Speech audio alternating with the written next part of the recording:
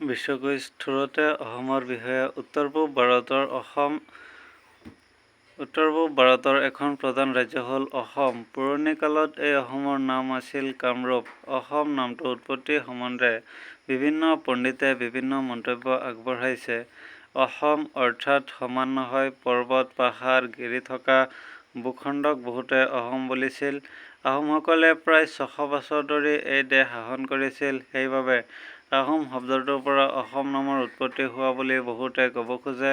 অসম নামৰ উৎপত্তি সম্বন্ধে সঠিককৈ কোৱা সহজ নহয়। শেহতীয়াভাৱে অসম চৰকাৰে আসাম নামটো অসম হিচাপে গ্ৰহণ কৰিছে। এই ৰাজ্যৰ চাৰিসীমা উত্তৰে অৰুণাচল প্ৰদেশ আৰু ভূটান, পূবে অৰুণাচল প্ৰদেশ, নাগালেণ্ড আৰু মণিপুৰ, দক্ষিণে মিজোৰাম আৰু ত্ৰিপুৰা, পশ্চিমে মেঘালয়, বাংলাদেশ আৰু পশ্চিম বংগ।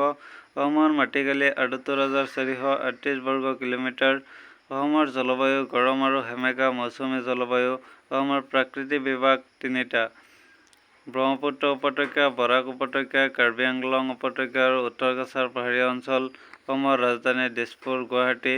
অসমৰ জনসংখ্যা ৩,১১,৬৯,২৭২ জন। ২০১১ চনৰ লোকপিয়ল অনুসৰি অসমৰ বৰ্তমান মুঠ জিলা ৩৫খন। অসমৰ মুঠ মহকুমা ৮০টা। অসমৰ বৃহত্তম জিলা কাৰ্বি আংলং ১০,৪৩৪ বৰ্গ কিলোমিটাৰ। অসমৰ ক্ষুদ্ৰতম জিলা মাজুলী ১,২৫০ কিলোমিটাৰ। অসমত শিক্ষিতৰ হাৰ ৭৩.18%। ২০১১ চনৰ লোকপিয়ল অনুসৰি অসমৰ মাতৃভাষা অসমীয়া। অসমৰ প্ৰধান নদী ব্ৰহ্মপুত্ৰ আৰু বৰাক। অসমৰ ৰাজ্যিক প্ৰতীক গড়। অসমৰ জাতীয় উৎসৱ বিহু। অসমৰ জাতীয় ফুল কপৌ ফুল। অসমৰ জাতীয় সংগীত অ মোৰ আপোনাৰ দেশ লক্ষ্মীনাথ বেজবৰুৱা। অসমৰ প্ৰধান উৎপাদিত বস্তু চাহ, কুঁহিয়াৰ। অসমৰ ৰাজ্যসভাৰ আসন ৭খন।